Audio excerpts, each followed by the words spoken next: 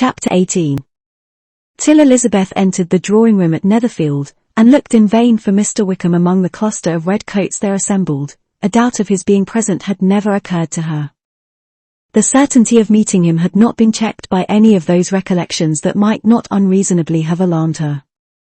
She had dressed with more than usual care, and prepared in the highest spirits for the conquest of all that remained unsubbed of his heart, trusting that it was not more than might be won in the course of the evening. But in an instant arose the dreadful suspicion of his being purposely omitted for Mr. Darcy's pleasure in the Bingleys' invitation to the officers, and though this was not exactly the case, the absolute fact of his absence was pronounced by his friend Denny, to whom Lydia eagerly applied, and who told them that Wickham had been obliged to go to town on business the day before, and was not yet returned, adding, with a significant smile, "I do not imagine his business would have called him away just now, if he had not wanted to avoid a certain gentleman here." This part of his intelligence, though unheard by Lydia, was caught by Elizabeth, and, as it assured her that Darcy was not less answerable for Wickham's absence than if her first surmise had been just, every feeling of displeasure against the former was so sharpened by immediate disappointment, that she could hardly reply with tolerable civility to the polite inquiries which he directly afterwards approached to make. Attendance, forbearance, patience with Darcy, was injury to Wickham. She was resolved against any sort of conversation with him, and turned away with a degree of ill-humour which she could not wholly surmount even in speaking to Mr. Bingley, whose blind partiality provoked her.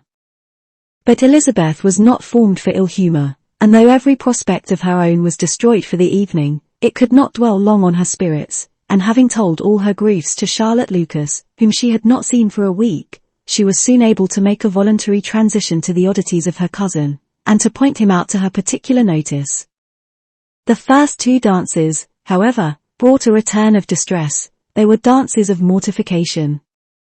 Mr. Collins, awkward and solemn, apologizing instead of attending, and often moving wrong without being aware of it, gave her all the shame and misery which a disagreeable partner for a couple of dances can give. The moment of her release from him was ecstasy. She danced next with an officer, and had the refreshment of talking of Wickham, and of hearing that he was universally liked.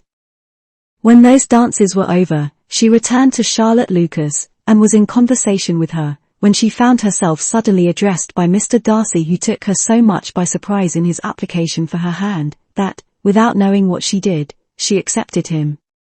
He walked away again immediately, and she was left to fret over her own want of presence of mind. Charlotte tried to console her. "I dare say you will find him very agreeable." "Heaven forbid! That would be the greatest misfortune of all. To find a man agreeable whom one is determined to hate.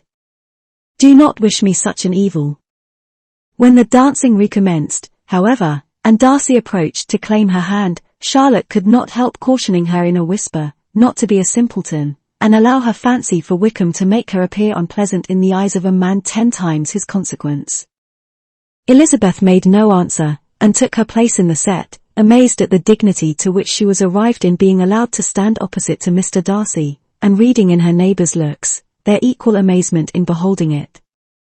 They stood for some time without speaking a word, and she began to imagine that their silence was to last through the 2 dances, and at first was resolved not to break it, till suddenly fancying that it would be the greater punishment to her partner to oblige him to talk, she made some slight observation on the dance. He replied, and was again silent. After a pause of some minutes, she addressed him a second time with, "It is your turn to say something now, Mr. Darcy. I talked about the dance, and you ought to make some sort of remark on the size of the room, or the number of couples." He smiled, and assured her that whatever she wished him to say should be said. "Very well. That reply will do for the present. Perhaps by and by I may observe that private balls are much pleasanter than public ones. But now we may be silent. Do you talk by rule, then, while you are dancing?" Sometimes. One must speak a little, you know. It would look odd to be entirely silent for half an hour together, and yet for the advantage of some, conversation ought to be so arranged, as that they may have the trouble of saying as little as possible. Are you consulting your own feelings in the present case, or do you imagine that you are gratifying mine? Both, replied Elizabeth archly, for I have always seen a great similarity in the turn of our minds. We are each of an unsocial, taciturn disposition, unwilling to speak, unless we expect to say something that will amaze the whole room, and be handed down to posterity with all the éclat of a proverb. This is no very striking resemblance of your own character, I am sure, said he. How near it may be to mine, I cannot pretend to say. You think it a faithful portrait undoubtedly. I must not decide on my own performance. He made no answer, and they were again silent till they had gone down the dance, when he asked her if she and her sisters did not very often walk to Meryton. She answered in the affirmative, and, unable to resist the temptation, added, when you met us there the other day, we had just been forming a new acquaintance. The effect was immediate. A deeper shade of hauteur overspread his features, but he said not a word, and Elizabeth, though blaming herself for her own weakness, could not go on. At length Darcy spoke, and in a constrained manner said, Mr. Wickham is blessed with such happy manners as may ensure his making friends, whether he may be equally capable of retaining them, is less certain. He has been so unlucky as to lose your friendship, replied Elizabeth with emphasis, and in a manner which he is likely to suffer from all his life. Darcy made no answer, and seemed desirous of changing the subject. At that moment, Sir William Lucas appeared close to them, meaning to pass through the set to the other side of the room, but on perceiving Mr. Darcy, he stopped with a bow of superior courtesy to compliment him on his dancing and his partner. I have been most highly gratified indeed, my dear sir. Such very superior dancing is not often seen. It is evident that you belong to the first circles. Allow me to say, however, that your fair partner does not disgrace you, and that I must hope to have this pleasure often repeated, especially when a certain desirable event, my dear Eliza, glancing at her sister and Bingley, shall take place. What congratulations will then flow in! I appeal to Mr. Darcy, but let me not interrupt you, sir. You will not thank me for detaining you from the bewitching converse of that young lady, whose bright eyes are also upbraiding me. The latter part of this address was scarcely heard by Darcy, but Sir William's allusion to his friend seemed to strike him forcibly, and his eyes were directed with a very serious expression towards Bingley and Jane, who were dancing together. Recovering himself, however, shortly, he turned to his partner, and said, Sir William's interruption has made me forget what we were talking of. I do not think we were speaking at all. Sir William could not have interrupted two people in the room who had less to say for themselves. We have tried 2 or 3 subjects already without success, and what we are to talk of next I cannot imagine. What think you of books? Said he, smiling. Books, oh. No. I am sure we never read the same, or not with the same feelings. I am sorry you think so, but if that be the case, there can at least be no want of subject. We may compare our different opinions. No, I cannot talk of books in a ballroom, my head is always full of something else. The present always occupies you in such scenes, does it? Said he, with a look of doubt. Yes, always, she replied, without knowing what she said, for her thoughts had wandered far from the subject, as soon afterwards appeared by her suddenly exclaiming, I remember hearing you once say, Mr. Darcy, that you hardly ever forgave, that your resentment once created was unappeasable. You are very cautious, I suppose, as to its being created. I am, said he, with a firm voice. And never allow yourself to be blinded by prejudice. I hope not. It is particularly incumbent on those who never change their opinion, to be secure of judging properly at first. May I ask to what these questions tend? Merely to the illustration of your character, said she, endeavoring to shake off her gravity. I am trying to make it out. And what is your success? She shook her head. I do not get on at all. I hear such different accounts of you as puzzle me exceedingly. I can readily believe, answered he gravely, that reports may vary greatly with respect to me, and I could wish, Miss Bennet, that you were not to sketch my character at the present moment, as there is reason to fear that the performance would reflect no credit on either. But if I do not take your likeness now, I may never have another opportunity. I would by no means suspend any pleasure of yours, he coldly replied. She said no more, and they went down the other dance and parted in silence, and on each side dissatisfied, though not to an equal degree, for in Darcy's breast there was a tolerably powerful feeling towards her, which soon procured her pardon, and directed all his anger against another. They had not long separated, when Miss Bingley came towards her, and with an expression of civil disdain accosted her. So, Miss Eliza, I hear you are quite delighted with George Wickham. Your sister has been talking to me about him, and asking me 1,000 questions, and I find that the young man quite forgot to tell you, among his other communication, that he was the son of old Wickham, the late Mr. Darcy's steward.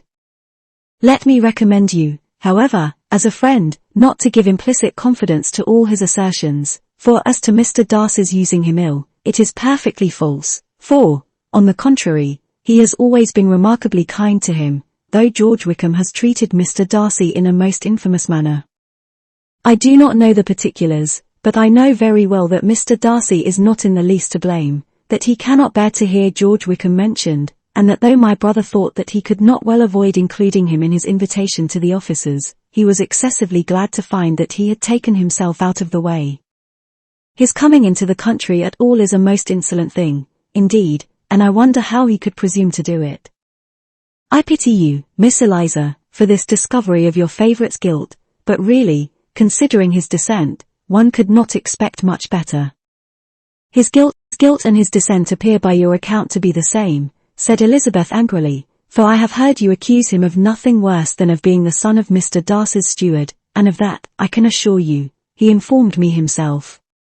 I beg your pardon, replied Miss Bingley, turning away with a sneer. Excuse my interference, it was kindly meant.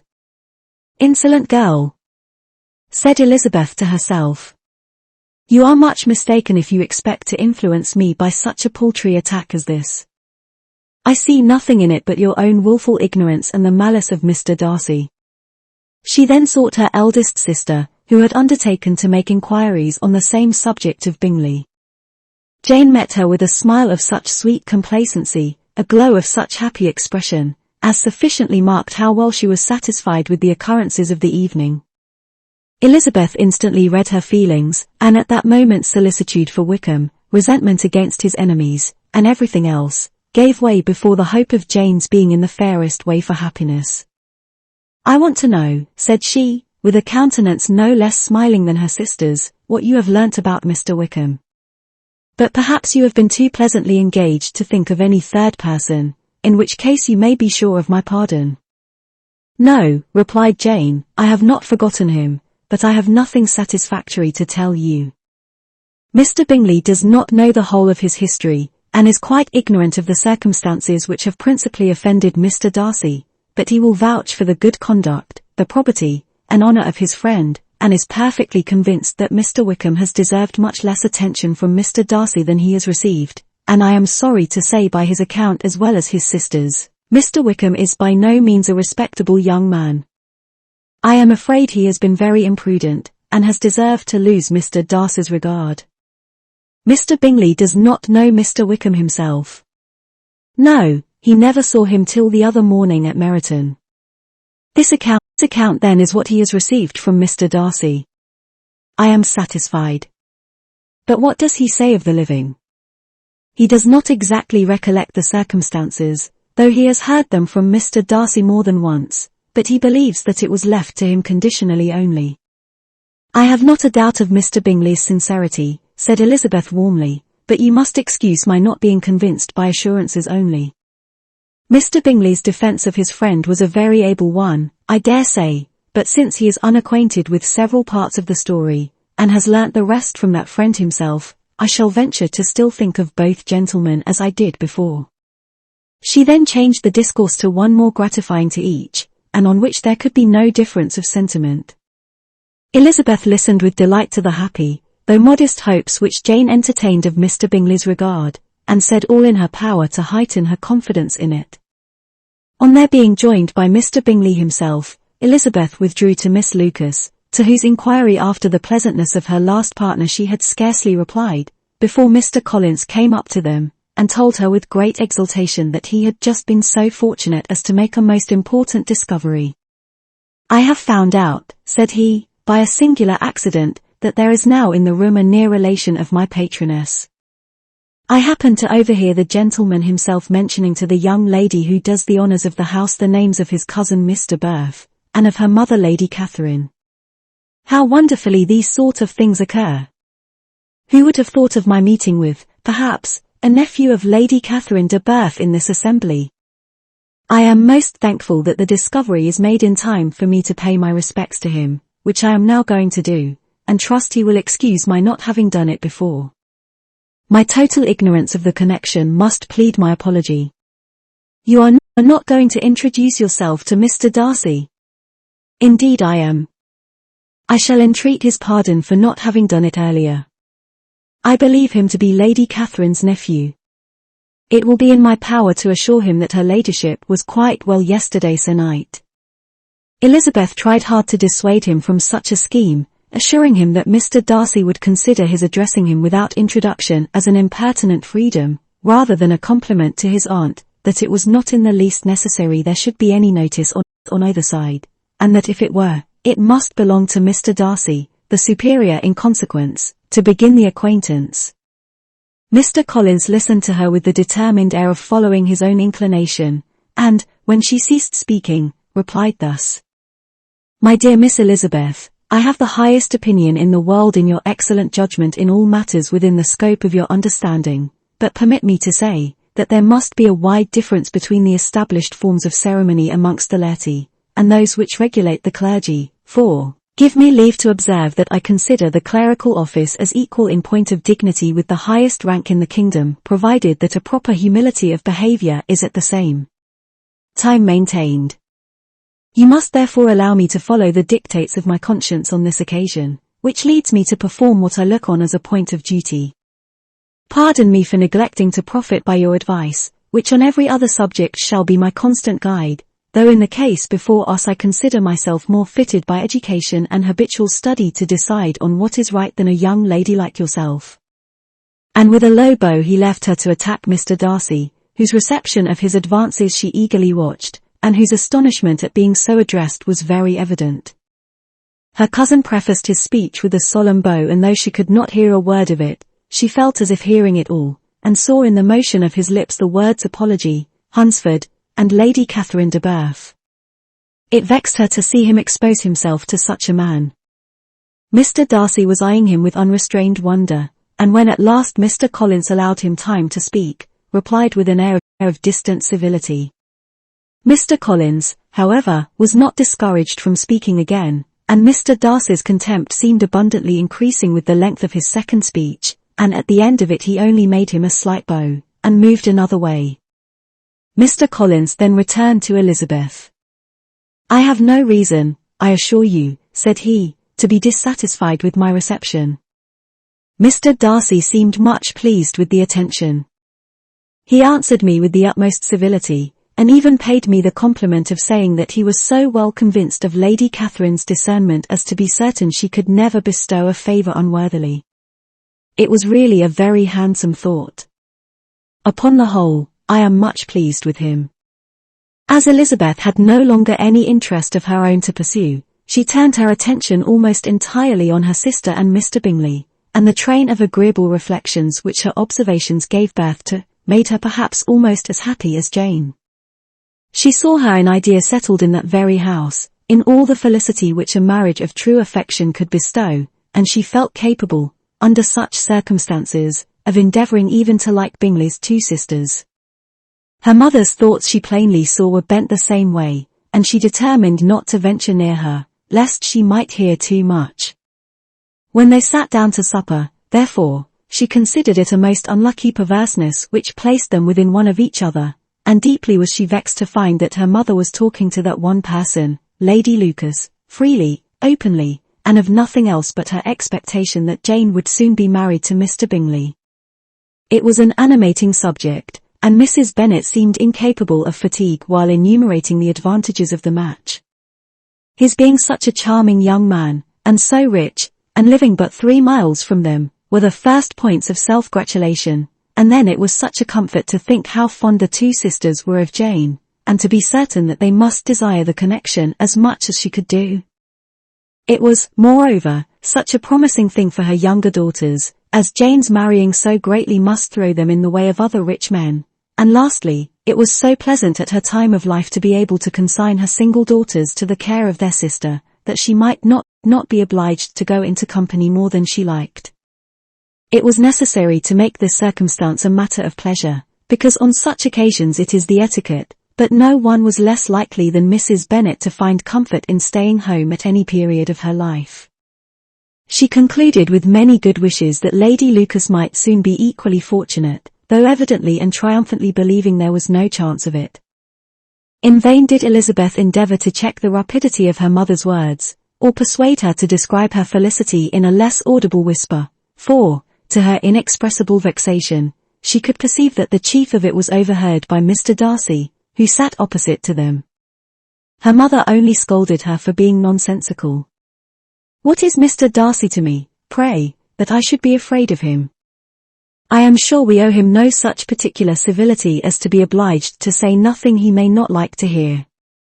For heaven's sake, madam, speak lower. What advantage can it be for you to offend Mr. Darcy? You will never recommend yourself to his friend by so doing." Nothing that she could say, however, had any influence. Her mother would talk of her views in the same intelligible tone. Elizabeth blushed and blushed again with shame and vexation. She could not help frequently glancing her eye at Mr. Darcy, though every glance convinced her of what she dreaded, for though he was not always looking at her mother, she was convinced that his attention was invariably fixed by her. The expression of his face changed gradually from indignant contempt to a composed and steady gravity. At length, however, Mrs. Bennet had no more to say, and Lady Lucas, who had been long yawning at the repetition of delights which she saw no likelihood of sharing, was left to the comforts of cold ham and chicken. Elizabeth now began to revive. But not long was the interval of tranquillity, for, when supper was over, singing was talked of, and she had the mortification of seeing Mary, after very little entreaty, preparing to oblige the company. By many significant looks and silent entreaties, did she endeavour to prevent such a proof of complaisance, but in vain. Mary would not understand them. Such an opportunity of exhibiting was delightful to her, and she began her song. Elizabeth's eyes were fixed on her with most painful sensations, and she watched her progress through the several stanzas with an impatience which was very ill rewarded at their close, for Mary, on receiving, amongst the thanks of the table, the hint of a hope that she might be prevailed on to favour them again, after the pause of half a minute began another. Mary's powers were by no means fitted for such a display, her voice was weak, and her manner affected. Elizabeth was in agonies. She looked at Jane, to see how she bore it, but Jane was very composedly talking to Bingley. She looked at his two sisters, and saw them making signs of derision at each other, and at Darcy, who continued, however, imperturbably grave. She looked at her father to entreat his interference, lest Mary should be singing all night. He took the hint, and when Mary had finished her second song, said aloud, "That will do extremely well, child. You have delighted us long enough. Let the other young ladies have time to exhibit." Mary, though pretending not to hear, was somewhat disconcerted, and Elizabeth, sorry for her, and sorry for her father's speech, was afraid her anxiety had done no good. Others of the party were now applied to. "If I," said Mr. Collins, "were so fortunate as to be able to sing, I should have great pleasure, I am sure, in obliging the company with an air, for I consider music as a very innocent diversion, and perfectly compatible with the profession of a clergyman. I do not mean, however, to assert that we can be justified in devoting too much of our time to music, for there are certainly other things to be attended to. The rector of a parish has much to do. In the first place, he must make such an agreement for tithes as may be beneficial to himself and not offensive to his patron. He must write his own sermons, and the time that remains will not be too much for his parish duties, and the care and improvement of his dwelling, which he cannot be excused from making as comfortable as possible. And I do not think it of light importance that he should have attentive and conciliatory manners towards everybody, especially towards those to whom he owes his preferment. I cannot acquit him of that duty, nor could I think well of the man who should omit an occasion of testifying his respect towards anybody connected with the family. And with a bow to Mr. Darcy, he concluded his speech, which had been spoken so loud as to be heard by half the room. Many stared, many smiled, but no one looked more amused than Mr. Bennet himself, while his wife seriously commended Mr. Collins for having spoken so sensibly, and observed in a half-whisper to Lady Lucas that he was a remarkably clever, good kind of young man. To Elizabeth it appeared that, had her family made an agreement to expose themselves as much as they could during the evening, it would have been impossible for them to play their parts with more spirit or finer success, and happy did she think it for Bingley and her sister that some of the exhibition had escaped his notice, and that his feelings were not of a sort to be much distressed by the folly which he must have witnessed. That his two sisters and Mr. Darcy, however, should have such an opportunity of ridiculing her relations, was bad enough, and she could not determine whether the silent contempt of the gentlemen, or the insolent smiles of the ladies, were more intolerable. The rest of the evening brought her little amusement. She was teased by Mr. Collins, who continued most perseveringly by her side, and though he could not prevail on her to dance with him again, put it out of her power to dance with others. In vain did she entreat him to stand up with somebody else, and offer to introduce him to any young lady in the room. He assured her, that as to dancing, he was perfectly indifferent to it, that his chief object was by delicate attentions to recommend himself to her and that he should therefore make a point of remaining close to her the whole evening. There was no arguing upon such a project. She owed her greatest relief to her friend Miss Lucas, who often joined them, and good-naturedly engaged Mr. Collins's conversation to herself. She was at least free from the offence of Mr. Darcy's further notice, though often standing within a very short distance of her, quite disengaged, he never came near enough to speak. She felt it to be the probable consequence of her allusions to Mr. Wickham, and rejoiced in it. The long-bound party were the last of all the company to depart, and, by a manoeuvre of Mrs. Bennet, had to wait for their carriage a quarter of an hour after everybody else was gone, which gave them time to see how heartily they were wished away by some of the family.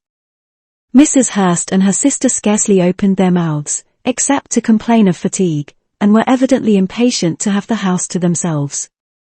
They repulsed every attempt of Mrs. Bennet at conversation, and by so doing threw a languor over the whole party, which was very little relieved by the long speeches of Mr. Collins, who was complimenting Mr. Bingley and his sisters on the elegance of their entertainment, and the hospitality and politeness which had marked their behaviour to their guests. Darcy said nothing at all. Mr. Bennet, in equal silence, was enjoying the scene. Mr. Bingley and Jane were standing together, a little detached from the rest, and talked only to each other. Elizabeth preserved as steady a silence as either Mrs. Hurst or Miss Bingley, and even Lydia was too much fatigued to utter more than the occasional exclamation of "Lord, how tired I am!" accompanied by a violent yawn. When at length they arose to take leave, Mrs. Bennet was most pressingly civil in her hope of seeing the whole family soon at Longbourn, and addressed herself especially to Mr. Bingley, to assure him how happy he would make them by eating a family dinner with them at any time, without the ceremony of a formal invitation. Bingley was all grateful pleasure, and he readily engaged for taking the earliest opportunity of waiting on her, after his return from London, whither he was obliged to go the next day for a short time. Mrs. Bennet was perfectly satisfied, and quitted the house under the delightful persuasion that, allowing for the necessary preparations of settlements, new carriages, and wedding clothes, she should undoubtedly see her daughter settled at Netherfield in the course of 3 or 4 months. Of having another daughter married to Mr. Collins, she thought with equal certainty, and with considerable, though not equal, pleasure. Elizabeth was the least dear to her of all her children, and though the man and the match were quite good enough for her, the worth of each was eclipsed by Mr. Bingley and Netherfield.